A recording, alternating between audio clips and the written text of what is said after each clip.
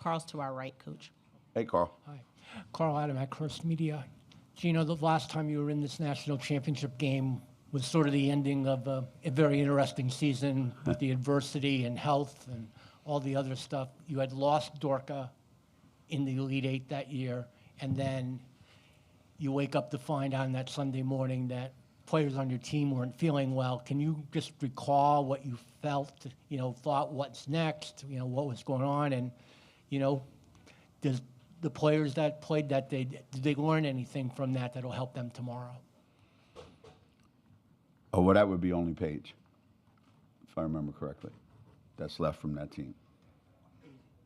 AZ played like 2 minutes, 3 minutes, and was vomiting all morning. So Paige is the only player here that actually played in that game. And I remember going out to the game, talking to our coaches before we, went into the locker room. I said, one of two things is going to happen tonight. We're either going to win a close game, maybe in double overtime or something like that, because South Carolina doesn't play great, or we're going to get blown out. This is not going to be one of those, we lost by 10. And I was right. 5 minutes into the game, we got blown out. So, yeah, you have to show up with enough players that at least you have a chance. But just showing up isn't going to get it done for you, I think you have to come to this particular game feeling like you have all your bases covered, and then at the same time, you have to play exceptionally well. Nobody's going to lose the game tomorrow night. Somebody has to go out and win it, and that's really, really difficult to do, to beat a really, really good team. And as I've been saying this whole tournament, we have a very difficult task tomorrow night, and so do they. And that's the way it's supposed to be on championship night.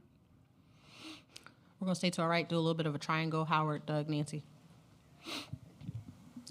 Gino, Howard, Med Dalton, it's good to see you. When you look at what South Carolina has done, they've reached their 5th consecutive Final Four. There's a handful of programs. It's you, it's Stanford who's done it. You've had the opportunity to have an elite top-level rivalry with Pat Summitt in Tennessee, and now here, South Carolina and Dawn. And I'm just wondering what you took from the rivalry with Tennessee and in what ways you feel like it's informed the way you think about that. Do you take a step back? Do you think about it as something larger for the game, and just what your perspective is on it? Probably not. I think I used up all my big picture crap with Tennessee and UConn, Gino and Pat. That got old awfully fast, and I thought I was over it till then it became UConn Notre Dame. We played how many times in 3 years? 15 in 4 years. We played 15 times in 4 years. Okay, we're in the same league. We played twice, conference championship, NCAA tournament. We go both teams undefeated in the national championship game, blah, blah, blah, blah, blah. Then Muffet loses her mind about some crap that I don't know what the hell she was talking about. So then that became like, I just want to go coach and coach my team and see what happens. And then the rivalry supposedly wasn't a rivalry at the time. We play South Carolina because, I have a lot of respect for Dawn. We start playing. First 5 years we played, every game was a blowout for us. And then all of a sudden, things changed like you knew they would. Not going to stay like that forever. So the more things change, the more they stay the same. Now here we are, and it's almost like a recreation of those two things going on, where two teams are somewhat sort of constantly in each other's way, although we haven't been able to provide the kind of, we beat them Paige's freshman year, but we haven't been able to provide the kind of punchback, until this year that, I hope that rivalry demands and needs. Going forward, if it stays like this, I'm not going to be here for that long. But if it stays like this for the next, 5, 6, 7 years, like the other two did, then that's not a good thing for women's basketball. Doug. That's not a good thing for women's basketball. I mean, I hope one of us is here every year. It's like anything, like in the Super Bowl. You really don't want two teams that no one's ever heard of, and you don't want two 5 seeds playing for the national championship. Everybody loves, the favorite, and everybody loves a villain. So, a lot of times over the years, I've provided both. Hey, Gino, Doug Feinberg, the AP. Along those lines, I mean, you've had a difficult last few years since COVID hit personally and with this team. Does the run you guys have made this year and the success you've had and the health of everybody reinvigorate you a little more? And you said you won't be here in 5, 6, 7 years, but maybe want to hear a little longer knowing that this team is healthy. You have Sarah as a really good freshman. Like, you might want to stick around a little longer because you're being vitalized? Yeah, I mean, I would say since Paige's freshman year, maybe even a year before that, I've quit 5 times every year. I'll go to practice, and on my way home, I go, that's it, I'm not going to practice tomorrow. I'm going to call in sick for life. I'm out, And they go, well, no, you can't do that. You have to have a, victory tour and go around and get, rocking chairs from every team in the league. I said, no, I'm out. And then, come to practice the next day, and things will get better. Then 3 weeks later, I quit again, And then the NCAA tournament comes, and I'll go, that's it, I'm done. And then this year, this happens every year. Somehow, some way, we get here, except for 1 year, which Paige didn't play in. So, and then on the way here, I go, man, I could do this for another 4 or 5 years. So, yeah, this ruins my life coming here every year. So, like, how many more times can we do it? I don't know. But runs like this make you still feel relevant. You still have an impact. Kids still respond.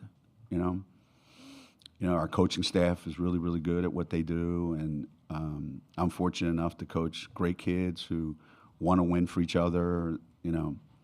There's not a lot of drama on our team with all that NIL nonsense. And, guys are halfway in the portal, halfway out during the season. So I'm very, really, really fortunate of what I have, and because it stays like that, it's very, very difficult to walk away from something like this. Very difficult. Nancy. Gino, Nancy Armour, USA Today Sports. How would you describe what Paige has meant to UConn, and just knowing the special relationship that you have with her, how much do you want to see her go out as a champion?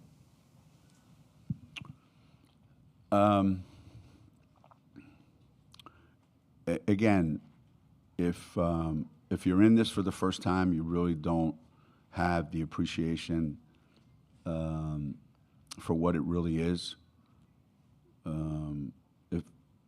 If you're fortunate, like I've been,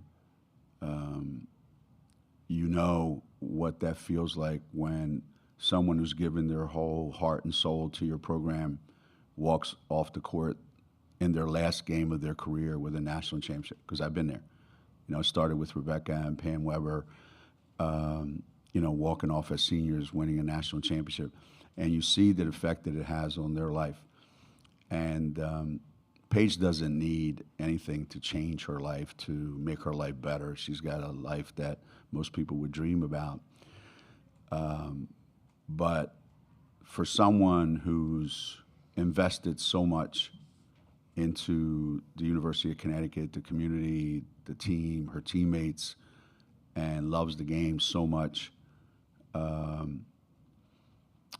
she deserves to go out as a national champion. But so do a bunch of kids at South Carolina that have done the exact same thing. And that's the beauty of it. Only one of those is going to get to be able to do that. And what I want for Paige is the same thing that Dawn wants for, her kids. And so that's why whoever doesn't get the opportunity to do that, it stings, it hurts, it's going to take a long time to get over that. But at the same time, it's not going to be your defining moment. Go to the back. You can raise your hand. Hi, Emma Bachelari, Sports Illustrated. Gino, you said last night that you didn't think they had made any mistakes, that you were humbled by how they had played. Do you ever remember saying that after a game? And have you discovered any mistakes in the last 12 hours? No, I never said that before. I think any of the teams that I brought here, and I brought some great teams, but this team, you have to lie to them once in a while.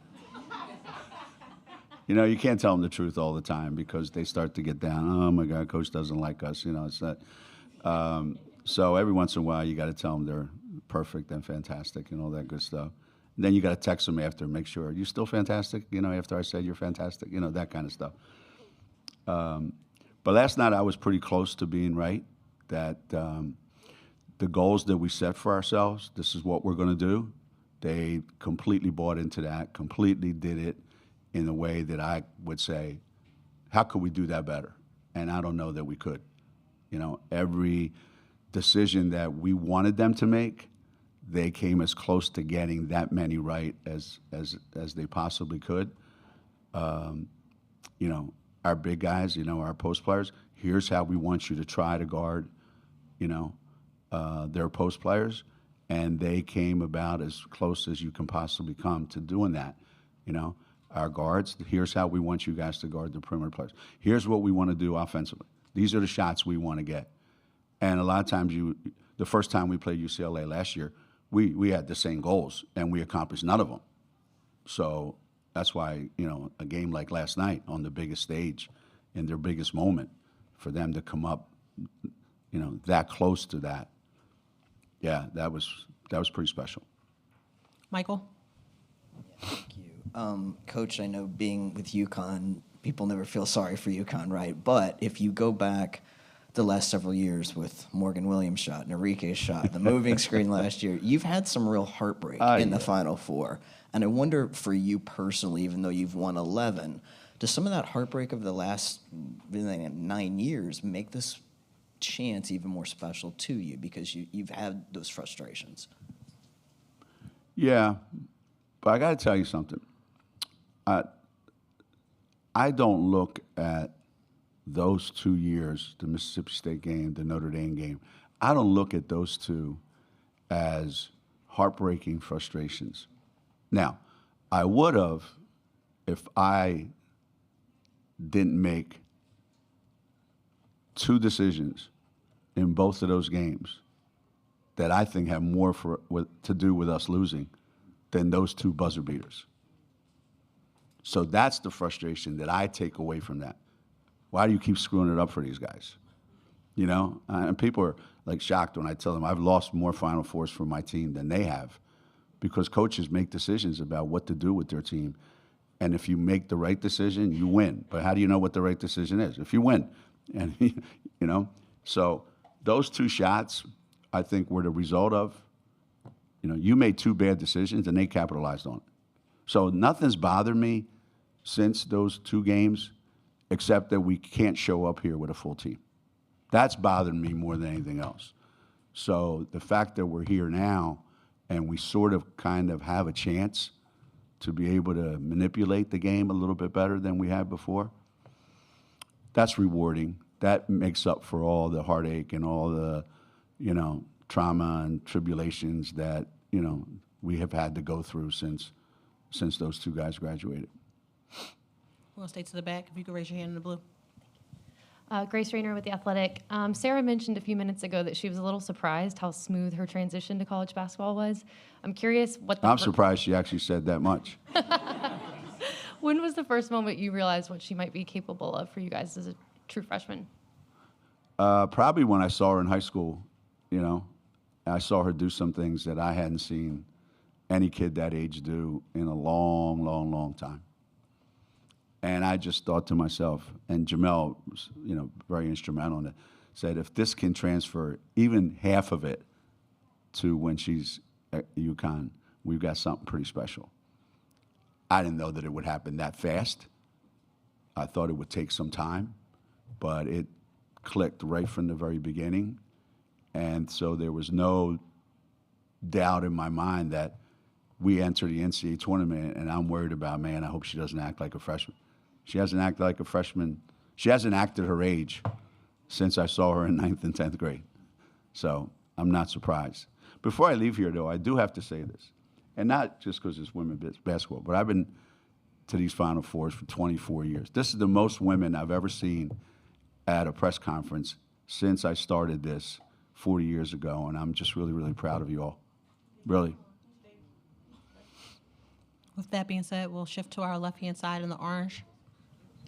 Jennifer Porty from Let's Talk Women in Basketball. How is this team different from your previous championship teams? Well, they're all different from each other. We probably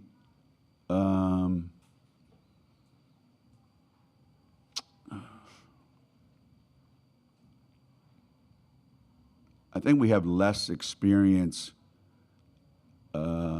throughout the lineup than some of the other ones. Jenna's playing in her first college season. Sarah's playing her first college season. You know, KK and Ash are in their second year. Caitlin Chan, this is her first time on this stage. You know, being at Princeton, she got to do a lot, but never to this point. So I guess it's different that there's so many young players. We have had teams that were young, but we also, you know, they also had, you know, and significant older players. Paige is the only upperclassman that's been through this for 4 years. So it's different that we rely so much on our perimeter game, and not as much on our interior game. A lot of the teams that we've come here with that have won championships were more well-balanced, I think. We had the ability, you know, we come here with Rebecca and Kara, we're going to score. We come here with Stephanie Dolson, Tina Charles, Stewie, we're going to score. And I don't know that we have that right now. So it's different. It's much different in that respect. We're going to our back row. Hi, Gino. Rachel Bachman at the Wall Street Journal. We're entering an era where it's never been more important how much revenue a given sport can generate, right? The rev share era. What more do you think can be done to maximize revenues for women's basketball, and in particular from this tournament?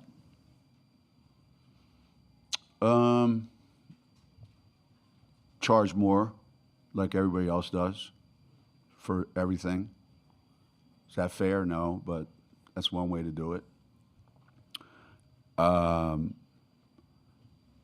To maybe reevaluate how we sell our product to the media. What are we really worth?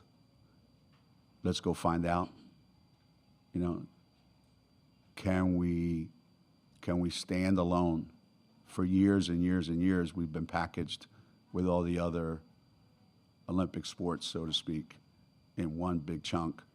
So can we completely separate ourselves and say, what are we worth to you? And it may not be to the exact people that are doing the games right now. It might be to somebody else, because there's so many more choices. There's people here representing, you know, outlets that didn't exist, you know, 10 years ago. We need to explore all that. And we need to be able to think outside the box. And again, I keep saying this, and I don't want to come across as, you know, somebody who's ungrateful and all that, because I've benefited so much from, and people know me. And those that don't, I don't really give a damn, because they'll never understand what I'm talking about anyway. But I do think that sometimes we are being held hostage by tradition. This is the way we've always done it. It's easy, it's simple, it's uncomplicated, you know. But why? You know, why not go out there and look at what other people are doing and take their best practices? Because it can make us money, and it could put us at a higher profile. And we certainly have the players that can handle that profile, and there's going to be more of them coming along. We don't want to shortchange them. We don't want to sell them short, you know?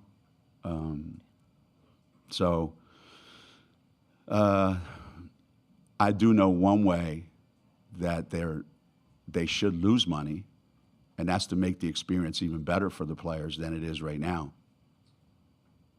So you shouldn't be trying to make more money by shortchanging their experience. I don't think there's anybody on the guy's side in the committee's going, you know, I think we can save a couple of dollars if we do this. I don't think they worry about that. And sometimes you got to spend a lot of money to make way more money.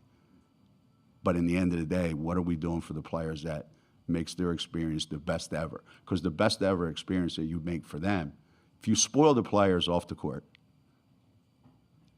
they're going to spoil you on the court. That's how we treat our program. If you spoil us on the court, we will spoil you off the court. Let's work together on that.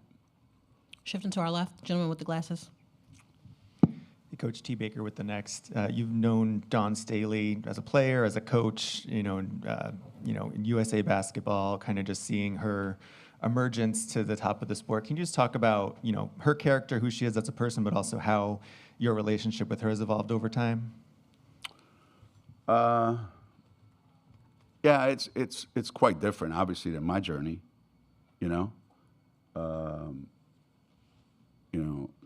growing up, she played at a real high level at UVA. I coached at UVA. So we have that in common. She was a multi gold medal winning Olympic player. I coached those guys at the Olympics, so we have that in common. And I think that she started off her career having to prove that she could coach at the college level at a time when it wasn't easy to do that, and at a school like Temple where it wasn't easy to do that. And all through it all, she's accomplished things that are very, very hard, And so to be where she is right now and to have done it in the way that she's done it, I have a lot of respect for her.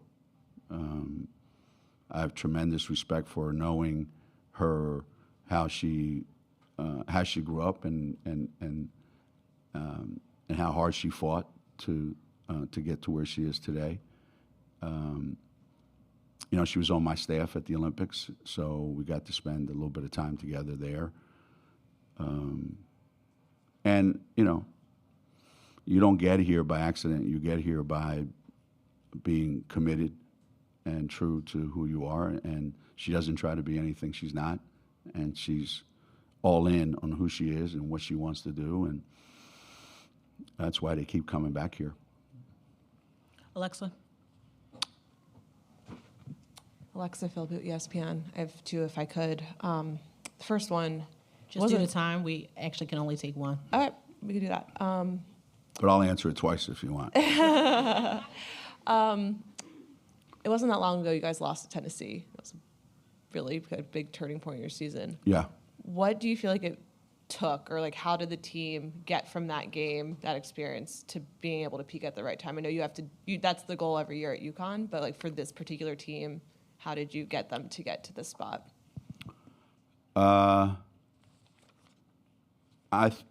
I think that Tennessee game, in a different way than, let's say, the USC game or the Notre Dame game earlier in the year, I think that USC game exposed some things in our team that only playing in that environment and being exposed is going to affect some changes. No matter how much you see it in practice, no matter how much you show it to them, in practice, until they feel the sting of that in a big game in that moment. So there were things that we really broke down on. I mean, we broke down defensively, we broke down offensively in a lot of ways. Some of our players that we were really, really, really counting on really struggled, probably more mentally than physically. And we came out of that game and took all those things and went home. And the team was really, really ready and receptive to these are the changes that have to be made. We have to be better, defensively at these areas. We have to execute better offensively in these areas. We have to be tougher in these areas, So you play games like that because you want to find those things out. And that was a huge, huge benefit for us.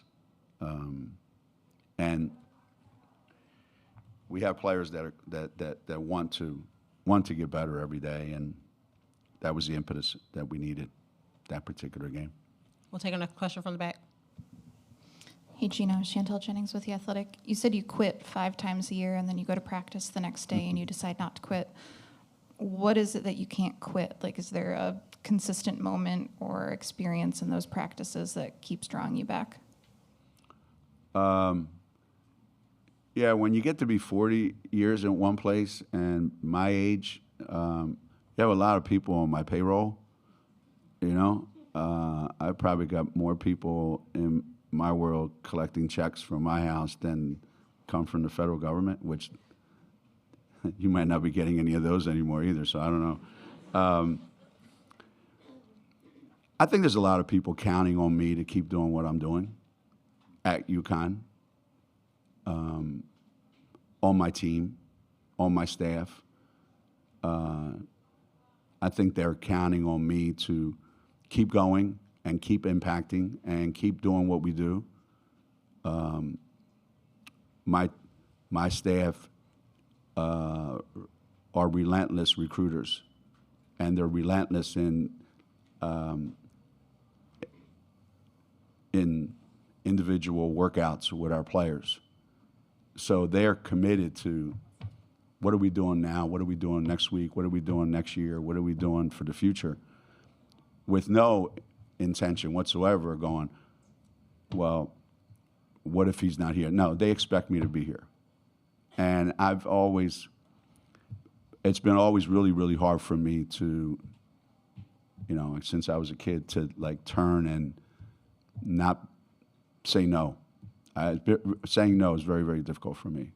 No, I'm done. No, I'm not going to do that. And the minute my players don't respond, the minute I can't get my team to respond in the way I want them to respond, then I'll know that's the time to walk away. And right now, I'm still getting the response that makes me feel like I'm relevant. When I stop becoming relevant, then it's time to go. Maybe because the kids change all the time. Like if it was like your kids, let's say I had to coach them for 18 years like you do with your kids. Oh, I'd have been out a long time ago. Luckily, I only have to do it for 4 years. Just when I get tired of them and they get tired of me, bye, congratulations, happy trails. We'll go to the back. Jen Hatfield with the Next. Coach, with Caitlin coming in to you this season after playing for Carla, I'm curious if there are things you've noticed about her this season that either remind you of Carla or that just kind of show that she's been coached by Carla.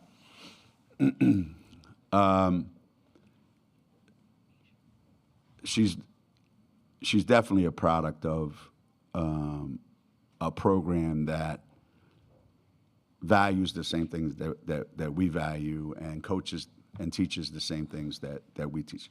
Maybe in a different way, but still, it's the same. It's the same. She's not afraid to use her voice. She walks into a situation that any kid would be intimidated by. I'm walking into UConn and I'm got Paige Beckers over here and I got AZ Fudd over here and I got this guy here, and now I'm going to walk in and I'm going to go, okay, give me the ball, I'm in charge. It takes a lot of guts to be able to do that.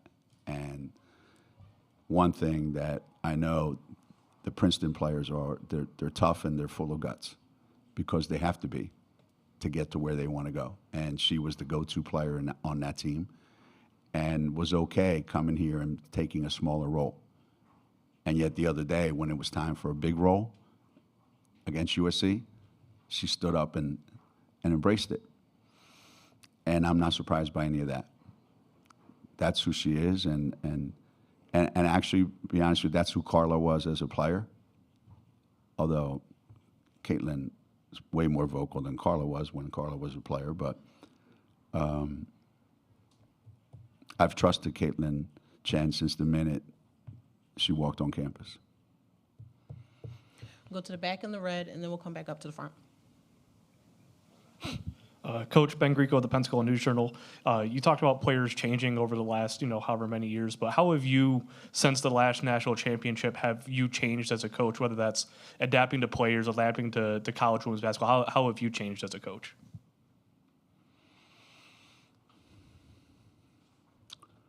Hopefully a little. Hopefully not a lot. I do think that I heard a great line. I don't know if you ever saw the show or read the book, A Gentleman in Moscow. It's one of the best books I've ever read.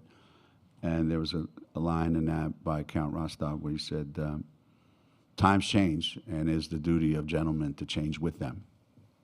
So yeah, I've tried to change with the times, but I've not given up what I believe in and how I think things should be done and what my standards are and what my beliefs are in terms of how to get to those standards.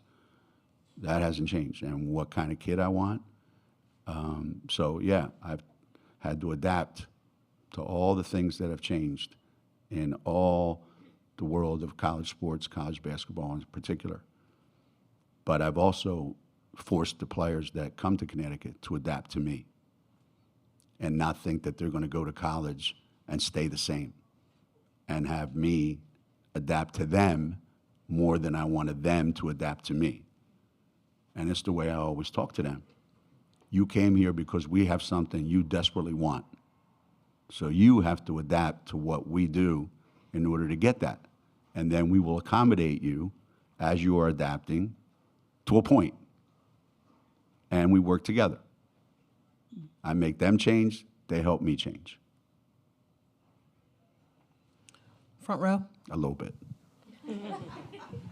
Hi, Coach. Maya Ellison with Rising Media Stars. The one thing that stands out about this team is their heart. And a part of that is your better half, Miss Kathy. I want to know, how has her heart and her influence really helped the girls this season, and especially for some of the young players? It's been like that from the very beginning. There were times when players would show up at my house and I'd be like, what are you doing here? And they'd come to have dinner with Kathy, and I would just leave. I would go find something to do. Anytime I'm home, anytime I'm losing it over something that is happening with, some of the players, she's the first one to take their side of it and make it less personal. Like, why are you thinking that? Why are you feeling like that? You need to put yourself in their shoes more and see what are they feeling? What are they thinking? Always make me look at it from their point of view, and always road trips, after games, she's their biggest cheerleader. She's the one in the locker room whenever to celebrate.